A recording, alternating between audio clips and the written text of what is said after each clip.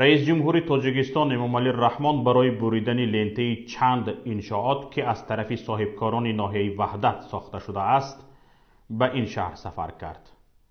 همه انشاءاتی که امامعلی رحمان افتتاح کرد با مبلغ صاحبکاران بنیاد شده است.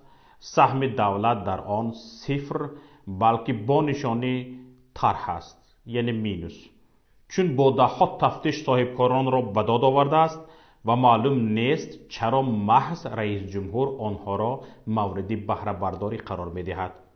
شاید سبب این باشد که چنانه که دفتر مطبوعاتی رئیس جمهور می نویسد با هدایت های راهنمونساز سرور دولت ساخته شده اند. چگونه رئیس جمهور یک کشور وقت پیدا می کند برای ساختن هر بنگاه طبی و میدانچه ورزشی هدایت راهنمونساز دهد در این باره معلومات نیست.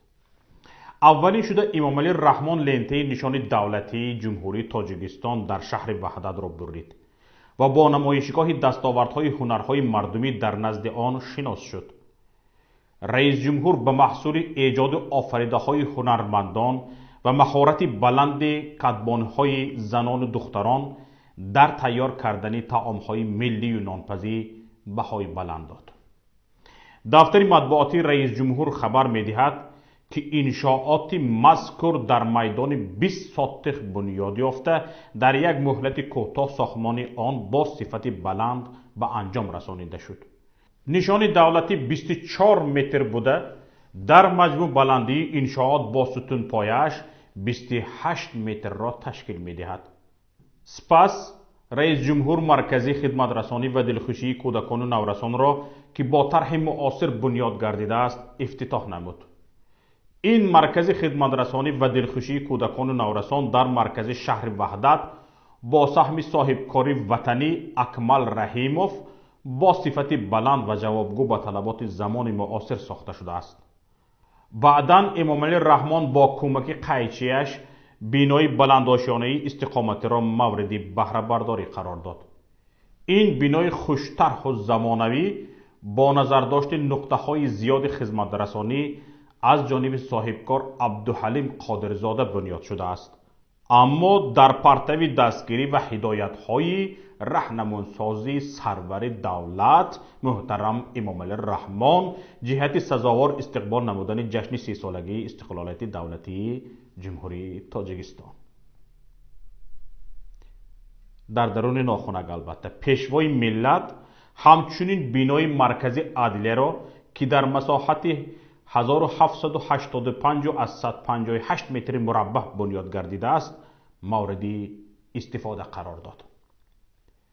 در تخانه این بنا 2 حجره وسیع برای بایگانی بخش ثبت اسناد حالت شهروندی و اداره نotariالی شهر ساخته شده است.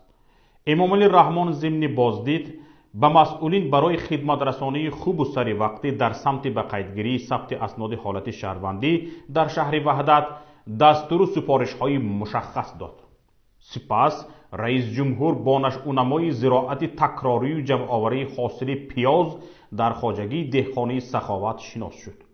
او به مسئولین جهتی باز هم افزون نمودن حجم استحصال محصولات کشاورزی پیاز و استفاده پرثمر هر یک وجب زمین دستور و هدایت های سودمند داد.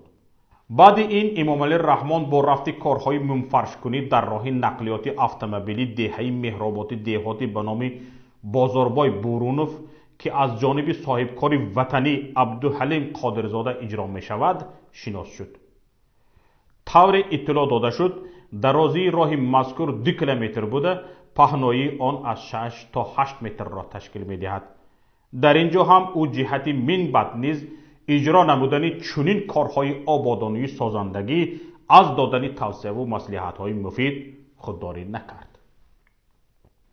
رئیس جمهور مؤسسه تحصیلات میانه عمومی رقم 30 را مورد بهره برداری قرار داد که برای 1300 نفر خواننده در 2 بست پیش بینی گردیده از جانب برادران سعدالله فاز ساخته شده است.